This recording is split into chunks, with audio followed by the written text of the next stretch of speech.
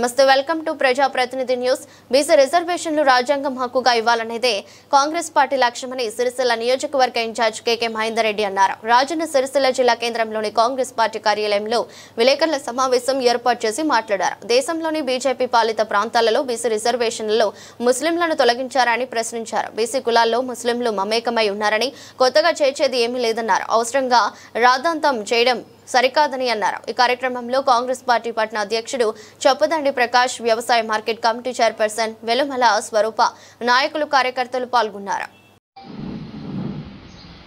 ఇప్పటికైనా నేను వారికి ఒకటే విజ్ఞప్తి చేస్తున్నా.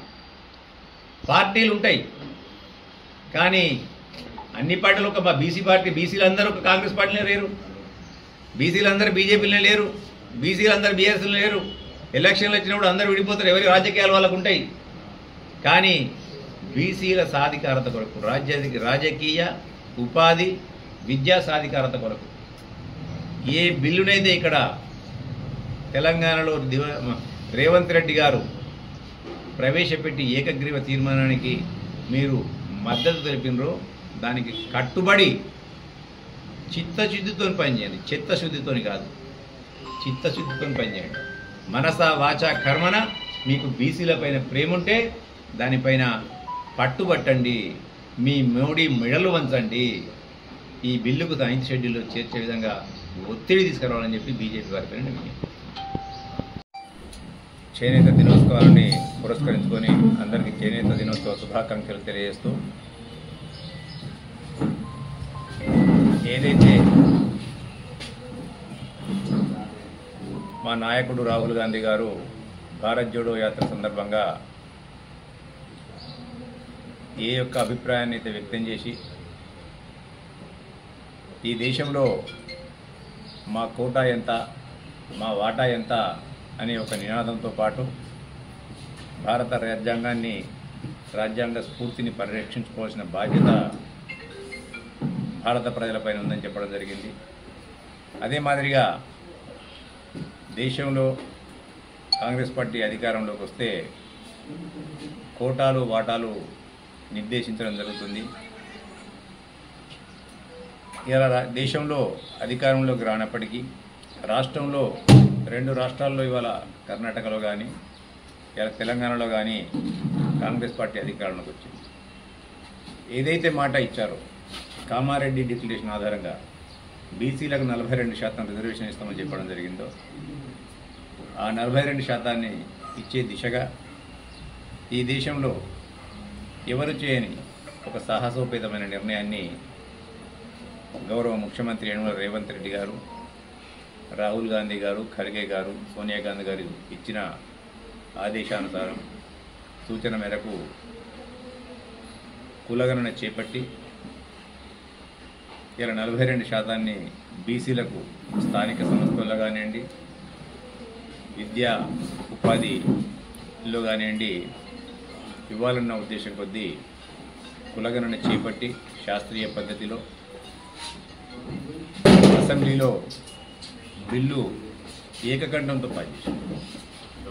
ఏకకంఠం అనే పదం ఎందుకంటున్నా అంటే ఆ రోజు అసెంబ్లీలో ఉన్న అన్ని పార్టీల నాయకులు, సిపిఐ కానివ్వండి, బీజేపీ కానివ్వండి, బీఆర్ఎస్ పార్టీ కానివ్వండి, అన్ని పార్టీలు కలిసి ఏకకంఠంతో బిల్లును ఆమోదింపజేసి దీనికి పార్లమెంట్ యొక్క ఆమోదం అవసరం కాబట్టి ఆ పార్లమెంట్ యొక్క ఆమోదం కోసం ఆమోదింపజేసి రాజ్యాంగంలోని 9వ షెడ్యూల్లో పొందుపరిచి వారికి ఒక హక్కుగా ఇవ్వాలన్న ఉద్దేశం కొద్ది. ఏదైనా ఇస్తే హక్కుగా ఇవ్వాలి, భిక్షగా ఇవ్వకూడదు. కాబట్టి రాజ్యాంగంలో ఇలా ప్రభుత్వాలు ఉంటాయిపోతాయి. ఇవాళ నేను టెంపరీగా చేస్తా కావచ్చు, ప్రభుత్వాలు ఉంటాయిపోతాయి. గతంలో బీసీలకు రిజర్వేషన్ ఎక్కువ ఉండే సమైక్య రాష్ట్రంలో.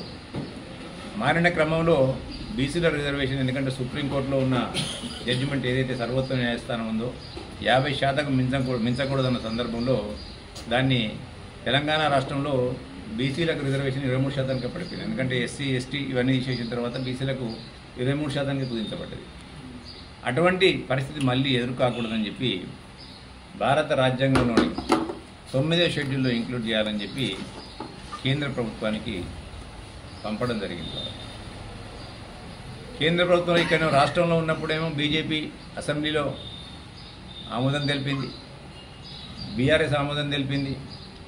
బీజేపీ పార్టీ ఒకవైపు మా ప్రధానమంత్రి మోడీ గారే బీసీ వాదం మా అంత గొప్పగా ఎవరు చేయలేరు, మేమే దానికి ట్రేడ్ మార్క్ అన్న లైన్లో వాళ్ళు మాట్లాడారు.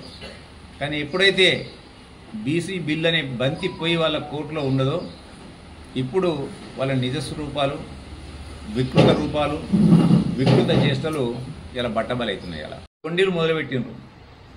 బండి సంజయ్ గారు అంటారు మరి నేను బీసీననే చెప్తాడు, పక్కనున్న అరవింద్ కుమార్ గారు కూడా నేను బీసీననే అంటాడు. మరి అనుకుంటా మా మోడీ ప్రధానమంత్రి బీసీ అని అంటారు, కానీ ఇక్కడ బీసీ బిల్లుకు ఎందుకు వ్యతిరేక చెప్తున్నారో వాళ్ళకు నిజంగా కూడా బీసీల మీద ప్రేమ లేదని చెప్పడానికి నిదర్శనం. ఇలా వారు అంటారు బీసీ బిల్లులో ముస్లింలను తీసేయాలండి. నేను బండి సంజయ్ గారిని అడుగుతున్నాను, వాళ్ళ మీరు అనేక రాష్ట్రాల్లో పరిపాలిస్తున్నారు మీ పార్టీ వాళ్ళ, స్వయంగా మీ ప్రధానమంత్రి అప్పటి గుజరాత్ ముఖ్యమంత్రిగా ఉన్న నరేంద్ర మోడీ గారు ఆ రోజు రిజర్వేషన్లు తీసుకొస్తే అక్కడ ముస్లిమ్స్లను మీరు బీసీలో నుంచి తీసేసేయని రాని నేను అడుగుతున్నా. ఇవాళ మీరు పరిపాలిస్తున్న రాష్ట్రాల్లో ముస్లిమ్స్లను బీసీల నుంచి తొలగించిందా అని చెప్తున్నా. ముందుగా మీరు తొలగించానంటున్నా నేను. కాంగ్రెస్ పార్టీ తెలంగాణ రాష్ట్రంలో కాంగ్రెస్ ప్రభుత్వం కొత్తగా చేర్చలే, ముస్లింలు బీసీలు ఆల్రెడీ ఇంక్లూడ్ అయి ఉన్నారు. వాళ్ళు ఇంక్లూడ్ అయిన బీసీలను మీరు తీసేయాలంటే మీ యొక్క మత రాజకీయాలు ఏ విధంగా పిచ్చెక్కినయో పిచ్చి ముదిరిందో అర్థమవుతుంది వాళ్ళకి. కేవలం ఈ యొక్క క్రెడిబిలిటీ, ఎవరు చేయలేని సాహసోపేతమైన నిర్ణయాన్ని ఈ దేశానికి స్వతంత్రం తీసుకొచ్చిన పార్టీ కాంగ్రెస్ పార్టీ, భారత రాజ్యాంగాన్ని తీసుకొచ్చిన పార్టీ కాంగ్రెస్ పార్టీ. దానిలో ఈ దేశంలో ఉన్న 80 నుంచి 85% మంది దళిత బడుగు బలహీన వర్గాలు, గిరిజనులు, హరిజనులు, మైనారిటీలు ఉంటారు. కాబట్టి వారికి హక్కులను కల్పించి అనేకమైన పథకాలను తీసుకొచ్చి రాజభరణాల రద్దు నుంచి మొదలుకుంటే భూ పంపిణీ విధానాన్ని, అలాగే ఫుడ్ సెక్యూరిటీ యాక్ట్ను, బ్యాంకుల జాతీయకరణను, ఇవన్నీ కూడా తీసుకొచ్చిన ఘనత కాంగ్రెస్ పార్టీకి దక్కింది. ఇవాళ రిజర్వేషన్ సిస్టాన్ని కూడా ఈ దేశంలో తీసుకొచ్చింది కాంగ్రెస్ పార్టీ. అన్నమాట ఇవాళ ఇన్ని సంవత్సరాల పరిపాలనలో కూడా ఇంకా చాలా మార్పులు రావాల్సి ఉంది. కాబట్టి ఇవాళ ఎవరి కోటా ఎంత, ఎవరి వాటా ఎంత అనేది ఒక నినాదంతో ఇవాళ వాళ్ళందరికీ కూడా రాజకీయ సాధికారతతో పాటు ఆర్థిక సాధికారత, విద్య, ఉద్యోగ అవకాశాలలో కూడా వారికి ఒక సాధికారత ఏర్పడాలన్న ఉద్దేశం కొద్దీ కాంగ్రెస్ పార్టీ ఒక ప్రజాపాలనను కొనసాగించే దిశగా ప్రజల మనసులతోనే ఆలోచించి ఇవాళ తీసుకొస్తుంటే వీళ్ళందరూ కూడా పీఠాలు కదలడం మొదలైనవి, వీళ్ళ పార్టీల పీఠాలు కదలడం మొదలైనవి. ఈ దేశవ్యాప్తంగా ప్రకంపనలు సృష్టించింది. మరి గత 12 సంవత్సరాల నుంచి ఈ దేశాన్ని పరిపాలిస్తున్న మోడీ గారు నేను బీసీనని చెప్తాను. ఇవాళ నిజంగానే బీసీల పట్ల సిద్ధశుద్ధున్నట్టయితే ఆయన ఆహ్వానించాలి. దానికి కావలసిన ఏదైనా లొసుగులో ఇంకేమైనా మెరుగులు ఉన్నట్టయితే ఈ తప్పు జరిగింది, దీన్ని సవరించండి, మీరు చేయండి అని చెప్పాలి. కానీ ఆ పని చేయకుండా వాళ్ళు ఏమంటారు, మళ్ళీ ఇవాళ మేము ఆర్డినెన్స్ కూడా చేసినాం, ఒకవేళ వీళ్ళు చేస్తారో చేయరో. ఒకవైపు ఏమో హైకోర్టు సెప్టెంబర్ లోపల ఎలక్షన్లు చేయాలని చెప్పింది స్థానిక సంస్థలకు. కాబట్టి మరి మోడీ గారు చేస్తారా చేయరా, వాళ్ళకు బీసీల మీద ఉన్న ప్రేమ కపట ప్రేమనా, వాళ్ళ మాటలు నేతి బీరకాయ మూటలేనా అని చెప్పి మాకు అర్థమై మేము ఆర్డినెన్స్ను కూడా తీసుకురావడం జరిగింది. అలా ఆర్డినెన్స్ను తీసుకొచ్చి బీసీలకు మళ్ళీ 42% రిజర్వేషన్ ఇవ్వాలని చెప్పి గవర్నర్ గారి దగ్గరికి పంపితే, సరే గవర్నర్ గారు తప్పకుండా వారి పరిధిలో వాళ్ళు చేస్తారు. వారు ఈ దేశంలో జనగణనతో పాటు కులగణన కూడా జరుగుతుందని చెప్పింది వాళ్ళ. ఎందుకంటే ముందు బీహార్లో ఎలక్షన్ ఉంది. ఆ గండం గట్టెక్కాలంటే ఈ యొక్క స్టేట్మెంట్ ఇవ్వాలి వాళ్ళకి.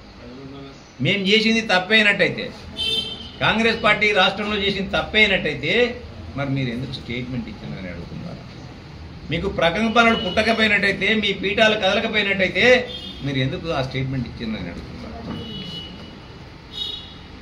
తెలంగాణ ప్రాంతంలో కేవలం బీసీ గురించే కాదు, ఎన్నో సంవత్సరాలుగా పట్టి పీడిస్తున్న ఎస్సీ వర్గీకరణ కూడా మేము సామరస్యంగా పరిశీలించిన గ్రంథం మాకు.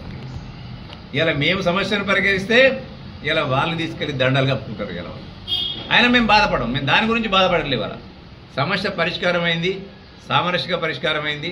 వ్యక్తులకు అనేకమైన అభిప్రాయాలు ఉంటాయి, ఒక్కొక్కరు ఒక్కొక్క అభిప్రాయంతో నడుచుకుంటారు. అది వాళ్ళ విజ్ఞతకు వదిలేస్తామని చెప్తున్నాను కదా.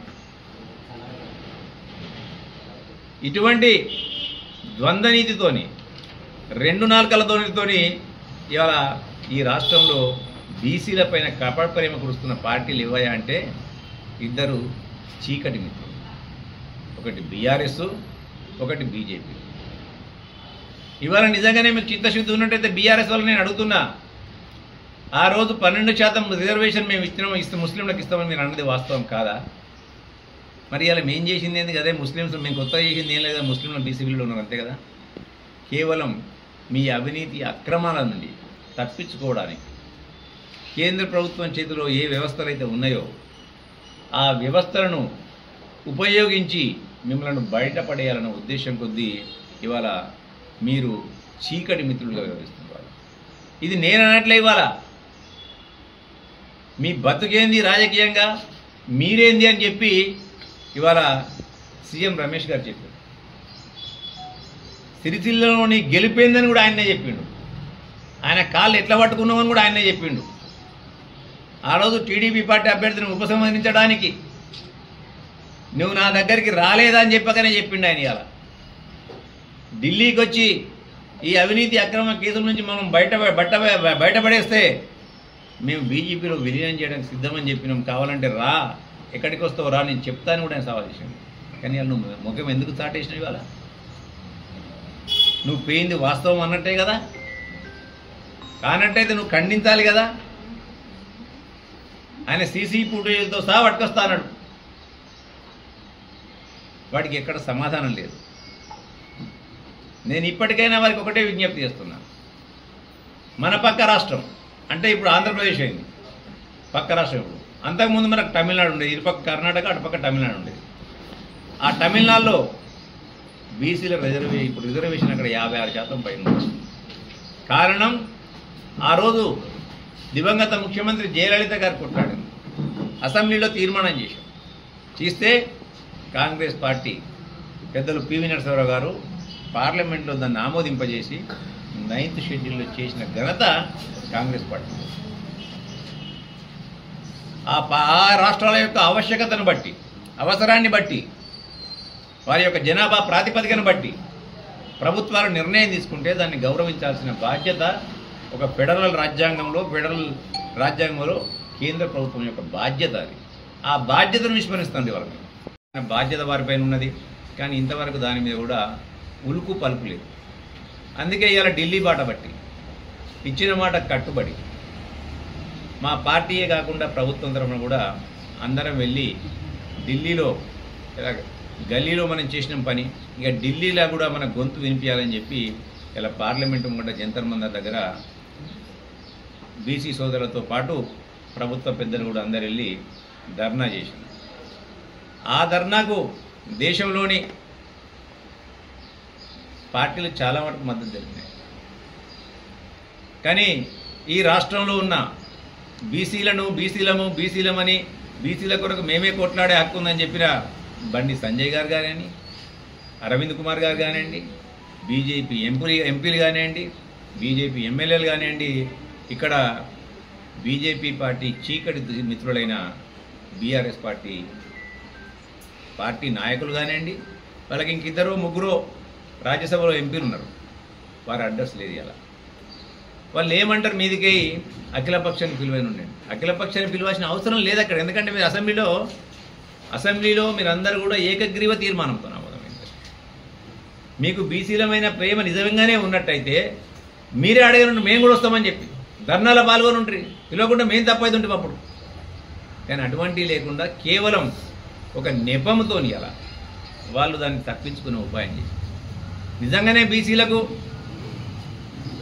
బీసీల ఏదైతే కులగణన జరిగిన తర్వాత ఈ బీసీల కులగణనతో జరిగేది ఏమీ లేదు, ఒరిగేది ఏమీ లేదని మాట్లాడుతుండే వాళ్ళు ఉత్తరప్రదేశ్లో కిషన్ రెడ్డి గారు, రామచంద్రరావు గారు.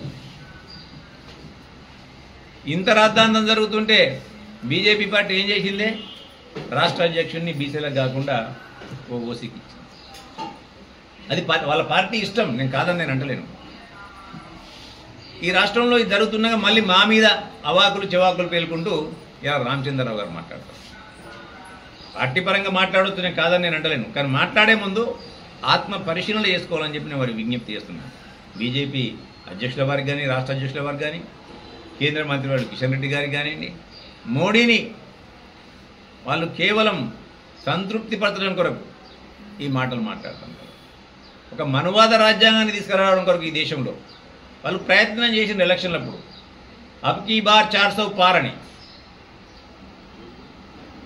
ఈ రోజుల్లో వాళ్ళకు పార్లమెంట్లో 300 మెజారిటీ వచ్చినట్టయితే రాజ్యాంగాన్ని ఇప్పటికి సమూలంగా మార్చేవారు వాళ్ళు.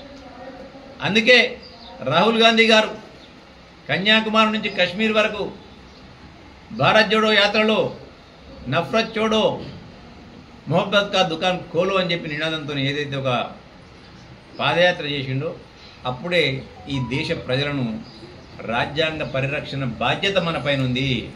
4 బీజేపీ గిట్ట గెలిచినట్టయితే రాజ్యాంగాన్ని మారుస్తారు, మళ్ళీ మనువాద రాజ్యాంగం వస్తుంది